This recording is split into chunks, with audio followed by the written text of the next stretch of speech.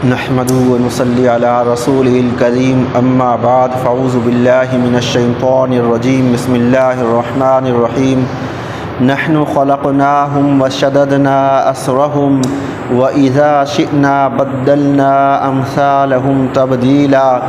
بے شک ہم ہی نے ان کو پیدا کیا اور ان کے جوڑ بند مضبوط کیے، اور ہم جب چاہیں ان کو بدل کر ان جیسے دوسرے لوگ پیدا کر دیں۔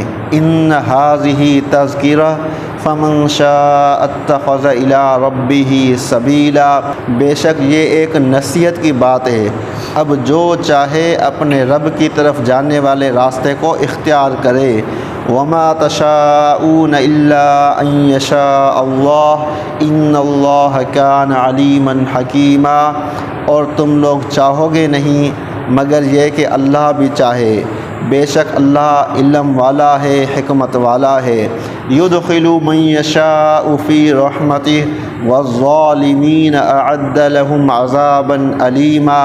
وہ جسے چاہتا ہے اپنی رحمت میں داخل کرتا ہے، اور ظالموں کے لیے اس نے دردناک عذاب تیار کر رکھا ہے۔ تو اللہ کیا کہہ رہے ہیں کہ ہم ہی نے ان لوگوں کو پیدا کیا، یعنی ان کا کوئی وجود ہی نہیں تھا جو لوگ آج اللہ کے خلاف بول رہے ہیں۔ ان کو کس نے پیدا کیا؟ ہم نے پیدا کیا۔ پھر ان کے جو جوڑ تھے ان کو مضبوط ہم نے کیا۔ انسان کے جسم میں 360 جوڑ ہوتے ہیں، اب یہ جوڑ کھل جائیں انسان کچھ نہیں کر سکتا۔ ریڑھ کی ہڈی کو دیکھ لو کتنی چھوٹی چھوٹی ہڈیاں ہیں، جس چیز میں جوڑ بڑھ جائیں تو وہ کمزور ہو جاتی ہے، لیکن اللہ نے ایسی حکمت سے بنایا کہ چھوٹے چھوٹے جوڑ مضبوطی کی علامت ہے۔ ریڑھ کی ہڈی مطلب مضبوطی کی علامت بن گئی۔ یہ کس کی قدرت اور تخلیق کا کمال ہے؟ اللہ کی تخلیق کا کمال ہے۔ جوڑ نہ ہوتے تو انسان کے ہاتھ سیدھے ہوتے، انسان کام نہ کر پاتا، اور اگر ایسے ہی ڈھیلے ڈھالے ہوتے تو بھی انسان کام نہ کر پاتا۔ اتنے مضبوط ہیں اور ان کے اندر گرپ ہے، تو سارا وجود دیا، اس کو مضبوطی دی، سب کچھ کس نے دیا؟ اللہ نے دیا۔ اور اللہ کہتا ہے ہمارے لیے کوئی مشکل نہیں۔ وَإِذَا شِئْنَا بَدَّلْنَا أَمْثَالَهُمْ تَبْدِيلًا۔ ان لوگوں کو بدل کر ان کی جگہ دوسرے لوگ لے کر آئے، ہمارے لیے کچھ مشکل نہیں ہے۔ یعنی یہ لوگ جو کچھ کہہ رہے ہیں، اللہ لوگوں کا محتاج نہیں ہے، سب کو فنا کر دے پھر دوسرے لوگ پیدا کر دے، اللہ کے لیے کون سا مشکل ہے؟ اور ایسا ہو رہا ہے۔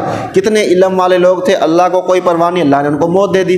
نبی بڑے بڑے آئے، علم والے لوگ تھے، بڑے بڑے ولی تھے، اللہ نے ان کو اس دنیا سے موت دے دی، چلے گئے اس دنیا سے، دوسرے آ گئے۔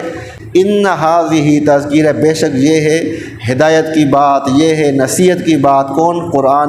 فمن شاء اتخذ الی ربہ سبیلا۔ اب جو چاہے اپنے رب کی راہ لے لے، جو چاہے اپنے رب کی طرف جانے والے راستے کو اختیار کرے۔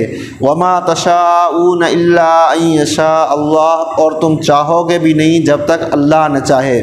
یعنی کوئی شخص کتنا بڑا علم والا بن جائے، متقی بن جائے، آخر میں وہ یہ نہیں کہہ سکتا کہ میں نے بڑا تیر مارا ہے۔ اللہ کہتا ہے جو تم ہدایت پر آئے ہو یہ بھی میری چاہت تھی، تب تم ہدایت پر آئے ہو۔ اور ہدایت کے مختلف اسٹیجز ہوتے ہیں، طبقے ہوتے ہیں۔ ایک کافر کے لیے ہدایت یہ ہے کہ وہ اسلام پر آئے، پھر اسلام پر آنے کے لیے بھی مزید کئی راستے ہوتے ہیں۔ جس طرح دنیا میں ہوتے ہیں نا، کئی لوگ ہیں جو ترقی کر سکتے ہیں لیکن ان کو بات سمجھ میں نہیں آ رہی، ترقی نہیں کر رہے، سب کچھ پڑھا ہے لیکن ترقی نہیں کر رہے، یعنی ان کو بات، وہ ہدایت کی بات ہی سمجھ میں نہیں آ رہی۔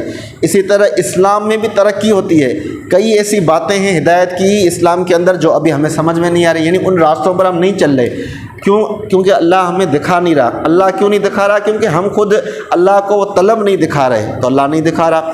اب آگے اللہ تعالیٰ نے خود بیان کیا، ان اللہ کان علیما حکیما، بے شک وہ علم والا ہے، حکمت والا ہے۔ یعنی یہ اللہ فیصلہ کرتا ہے کہ کس کو ہدایت دینی ہے، یہ اللہ فیصلہ کرتا ہے، اور اللہ کے فیصلے میں کوئی بھی ظلم نہیں ہے، کیونکہ اللہ علیم ہے، حکیم ہے، جہالت کی بنا پر فیصلہ نہیں ہے۔ وہ بہتر جانتا ہے کہ کون اس لائق ہے کہ میں اس کو ہدایت دوں۔ یدخل من یشاء فی رحمتہ، جسے چاہتا ہے اپنی رحمت میں داخل کرتا ہے۔ اس لیے انسان کو چاہیے کہ اللہ سے انسان دعا مانگے کہ یا اللہ مجھے اپنی رحمت میں داخل کر، کیونکہ آپ صلی اللہ علیہ وسلم نے فرمایا کہ تمام بنی آدم کے دل ایک دل کی طرح اللہ کی چٹکی میں ہے، یعنی دو انگلیوں کے درمیان اللہ جس سے جہاں چاہتا ہے وہاں پھیر دیتا ہے۔ تو پھر آپ صلی اللہ علیہ وسلم نے فرمایا کہ یا اللہ اے دلوں کو پھیرنے والے، میرے دل کو اپنی اطاعت کی طرف پھیر لے۔ تو یہ بھی دعا مانگنی چاہیے۔ وَالظَّالِمِينَ أَعَدَّ لَهُمْ عَذَابًا أَلِيمًا، اور ظالموں کے لیے دردناک عذاب تیار کر رکھا ہے۔ اور ظالم جو اللہ کو نہیں مانتا یہ بھی ظلم کرتا ہے، جو شرک کرتا ہے یہ بھی ظلم ہے، جو دوسروں کے حق کھا جائے یہ بھی ظلم ہے۔ ظلم کر کے انسان اپنے آپ کو کوئی بڑا چالاک نہ سمجھے بلکہ یہ بیوقوف ہے، کیونکہ اس کے لیے آگے دردناک عذاب تیار ہے۔ انسان سے کئی خطائیں ہوتی رہتی ہے تو انسان کو چاہیے کہ گناہوں پر استغفار کرے، معافی مانگے۔ اگر لوگوں کے حقوق میں کمی کوتاہی ہوئی ہے تو تلافی کے طور پر ان کو کچھ زیادہ عطا کر دے تاکہ قیامت میں رسوائی نہ دیکھنی پڑے۔